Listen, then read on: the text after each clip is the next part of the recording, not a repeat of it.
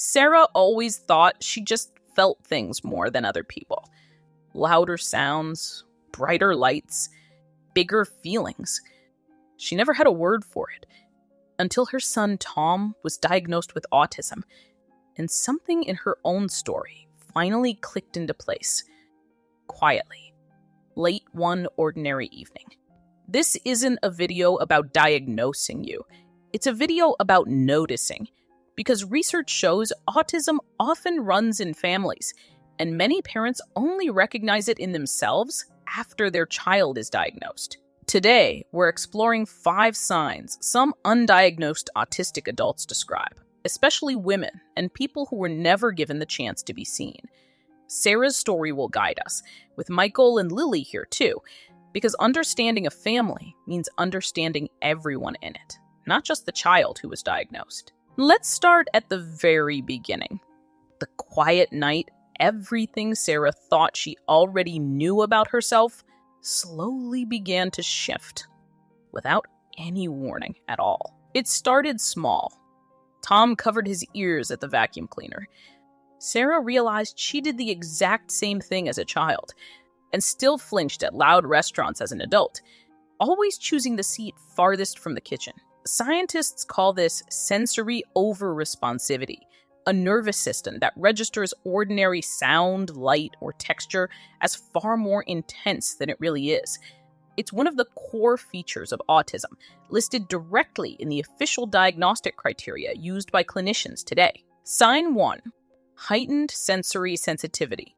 Certain fabrics feel genuinely unbearable against the skin. Fluorescent lights can feel like static buzzing behind the eyes. Crowded rooms feel like too much information arriving all at once, with no obvious way to turn the volume down. Michael noticed it too. Sarah always dimmed the lights in the evening, always chose quiet corners at parties, always seemed to know exactly when a room had become too much. He'd never questioned it. It was just who she was. Now he was starting to wonder if there was more to the story. Sign 2. Masking.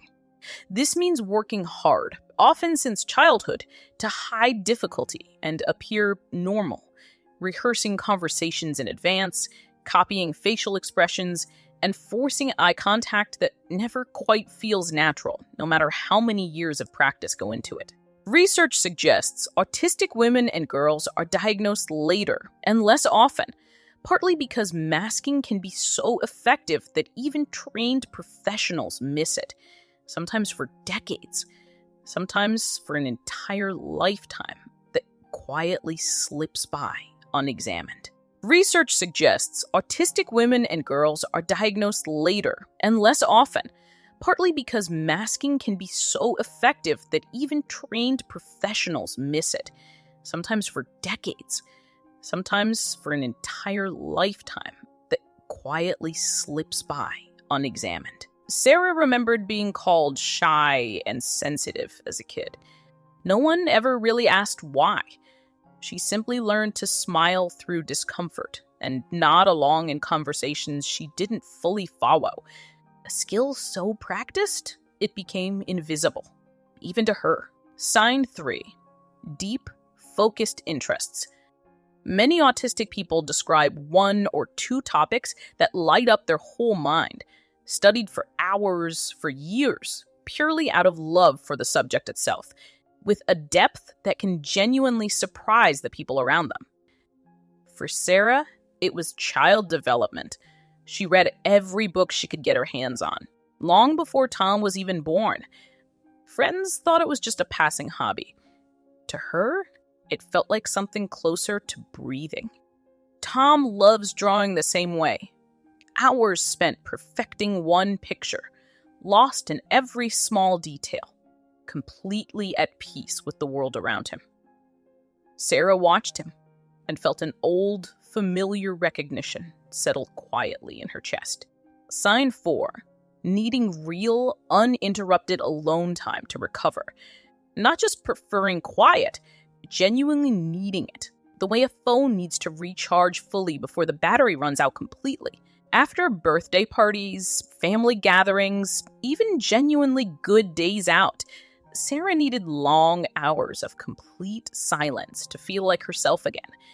She used to feel guilty about that. Now, for the first time, she was starting to understand why. Lily noticed, too. "Mommy always needs quiet time after my birthday party," she said one evening, matter-of-factly, the way kids notice things adults try to hide.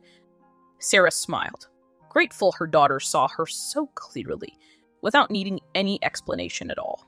Sign 5. A lifetime of anxiety, exhaustion, or feeling too much or not enough, without ever really knowing why. Many undiagnosed autistic adults describe a constant, invisible effort just to get through an ordinary day that looks easy from the outside. Masking takes energy, real, measurable energy that adds up quietly over the years.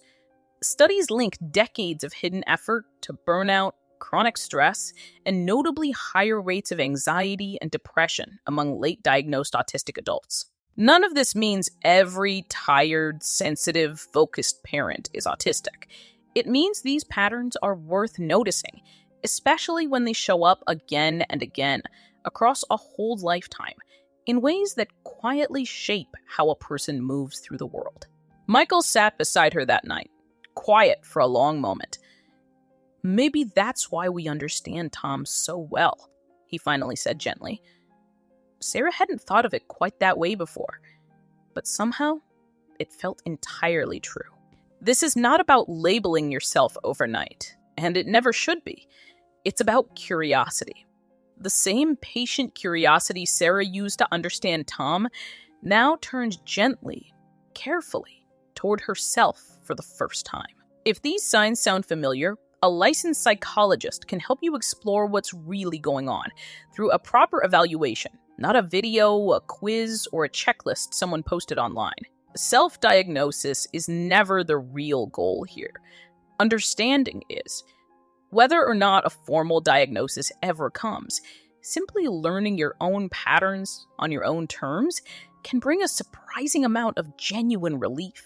Sarah didn't need a label to start changing how she treated herself. She began giving herself permission to leave loud parties early, to wear only soft clothes, and to rest in the afternoon without any guilt attached. She started explaining things to Michael and Lily, too. Not as complaints, but simply as information.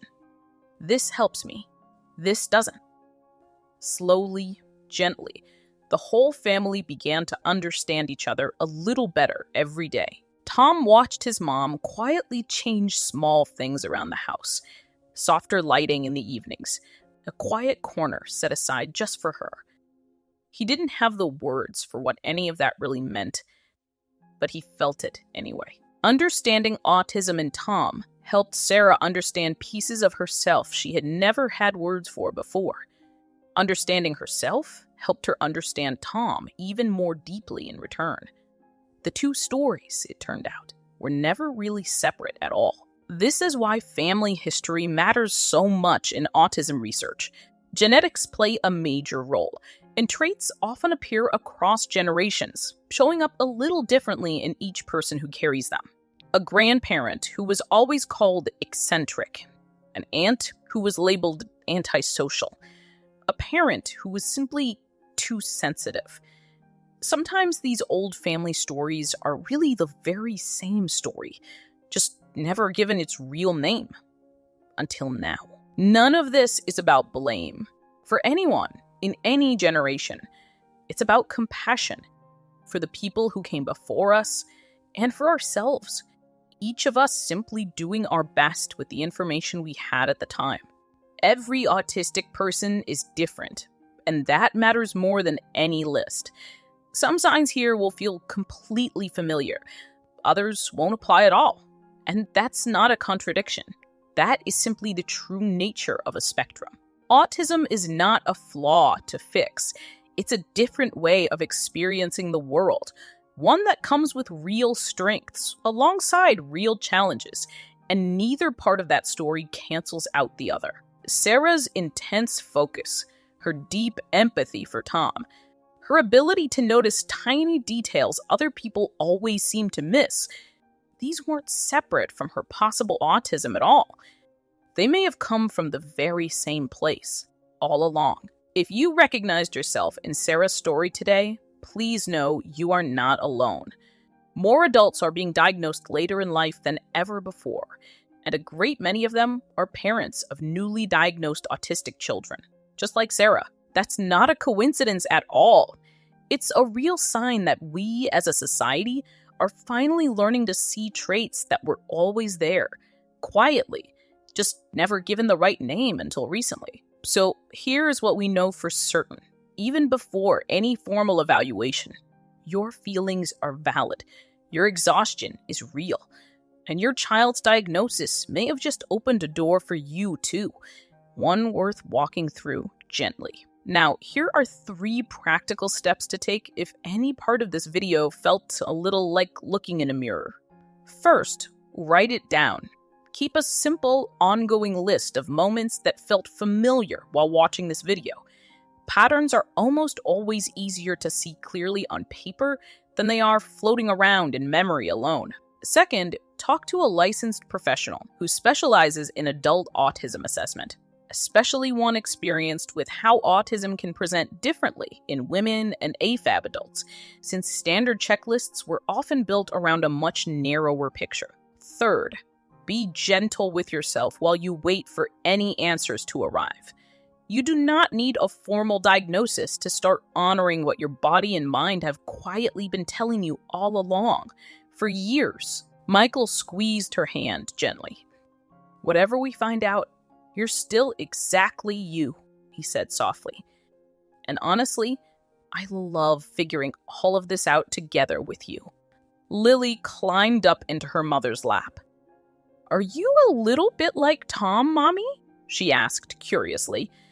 Sarah smiled and hugged her close. Maybe a little bit, she said. And that is completely okay. Tom, watching quietly from across the room the whole time, walked over and simply leaned his head against his mother's shoulder, without saying a word. Some understanding, it turns out, doesn't need words at all. This family didn't get every answer tonight, but they got something just as important. A little more understanding and a lot more compassion for every single person sitting around that table. Whether you're a parent recognizing yourself in your own child, or simply someone who has always felt a little different from everyone else, we sincerely hope this episode helped you feel a little less alone today. Autism doesn't end at childhood. It's not something children grow out of, and it's not something only children have. It's simply part of how some brains are wired at every single age and every stage of life. To recap everything, notice your own patterns. Seek out a qualified professional if you're genuinely curious, and treat yourself with the very same patience you would always offer your own child. If this video felt like a mirror, you're exactly who we made it for. Subscribe for more evidence-based, compassionate videos about autism for kids, for parents, and for every undiagnosed story quietly living in between. We'll see you in the next video as we keep learning together.